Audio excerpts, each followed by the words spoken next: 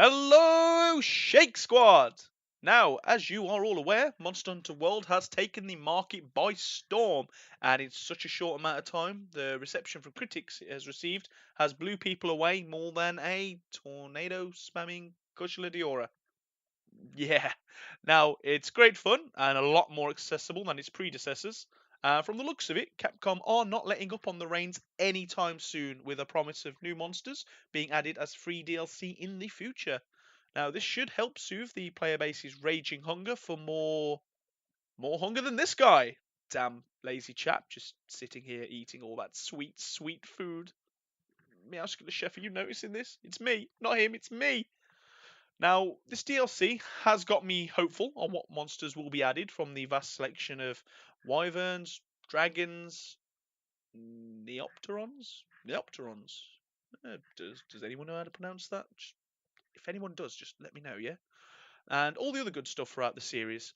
So, over the years, playing Monster Hunter since the PS2 days, when I were a mere lad, just waiting to craft that awesome Grand Buster Blade, I I still can't use a great sword to this day. But anyway, what have been my favourite and least favourite monsters, and what crazy shenanigans should get added? So, onto the top 10 monsters I feel Capcom need to add to Monster Hunter World are as followed. Small disclaimer, my pronunciation is bad, and to this date I still get some of these monsters wrong. Let's try this one again. Neopteron? No? Maybe? Oh well, try not to laugh too much. Number 10, the Laoshan Long, a massive behemoth of a land dragon, first seen in the first generations of the game, was an absolute blast of a fight in my mind.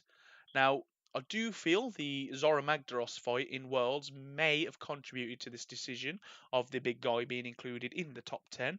Now, I don't know about you, Shakers, but I just feel we need more, large siege and repel fights with just a bit more to do other than spam a cannon or three. Back in the day, we used to take a hammer to this guy with the heroic skill, just a slither of health, for the insane damage boost you'd get, and we'd just nuke him. Now, don't get me wrong, his AI will more than likely need to be improved, making him more than just a walking pinata, so to speak. But, just to try and make that strategy less plausible. But I digress. Leo Shanlong, you get my number Number 10 slot. 9, the Gravios.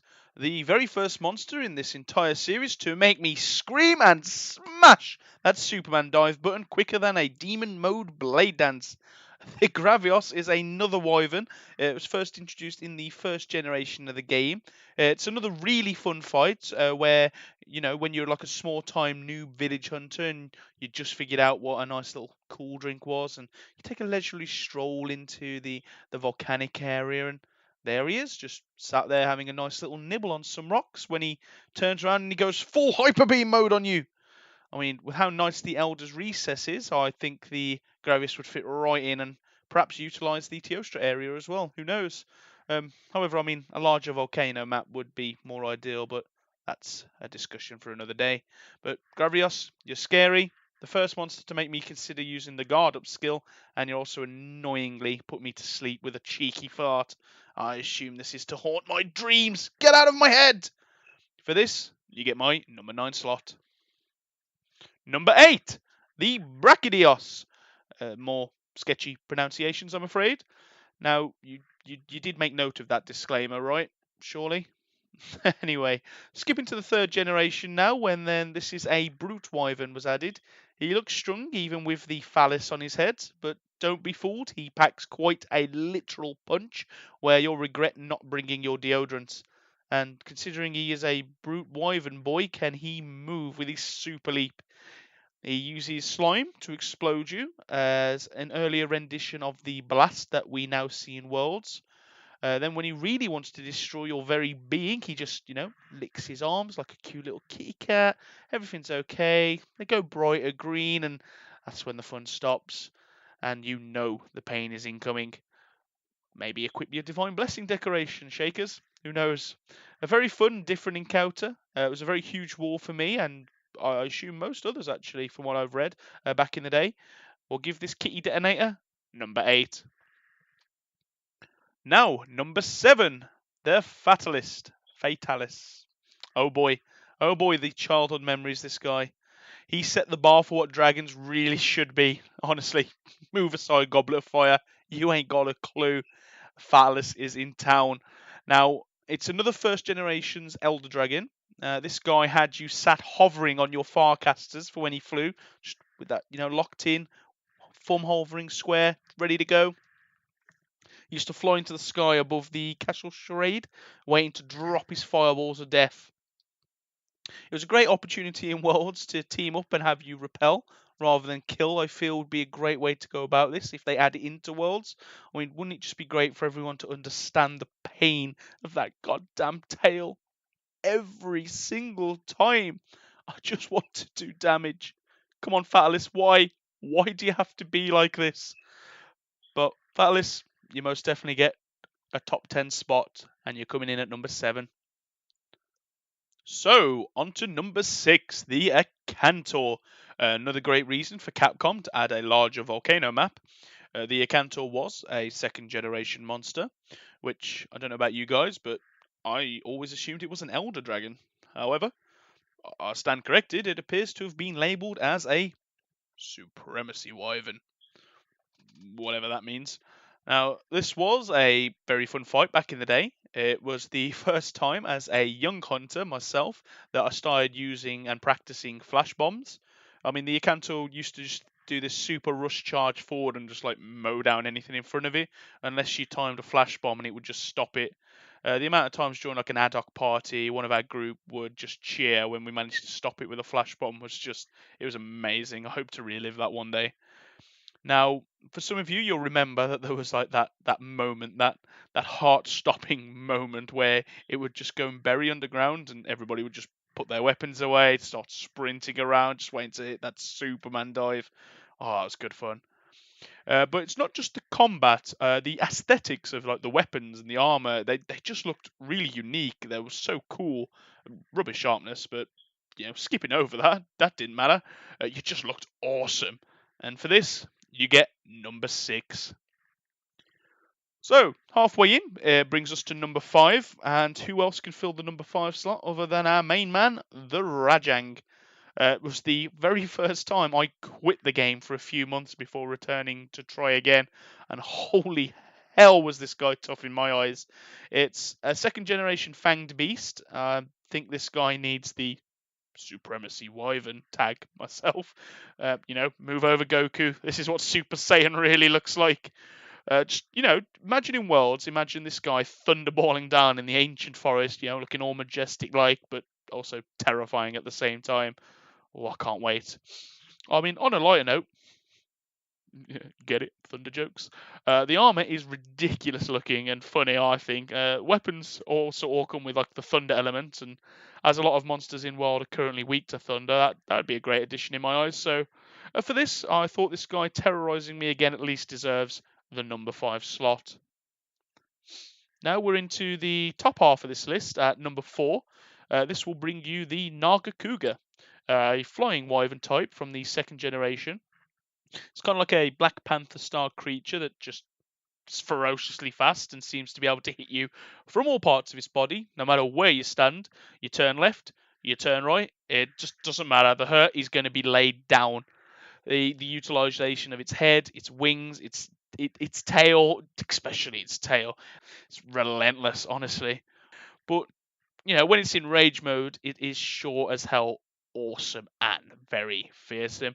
But for all these reasons, he gets the number 4 slot. Pushing on to the top 3 then now, as we come to the end of this list, who else other than our Generation 2 homeboy, the Tigrex? Now, it's a massive fan favourite, myself included. He first appears during, if you remember, that Popo Tongue quest. I mean, did anybody else just kind of ruin themselves and had to dash to the toilet? Boy, oh boy, do I love fighting this guy throughout all the generations. Shakesquad tip of the day, get earplugs. He's categorized as a roaring wyvern, and let's just say this is a spot-on description in my opinion. You're charging your greatsword, roar! You're hopping into the air for a mount attack with your insect glaive, roar! About to set up your ultimate burst charge bladers, guess what? Roar, mate! Roar, raw, over and over. I mean, speaking of charge blades, it's a great monster back in the day to practice your guard points on. I say back in the day, but I do mean Monster Hunter 4 Ultimate is specifically when I got tons of practice in.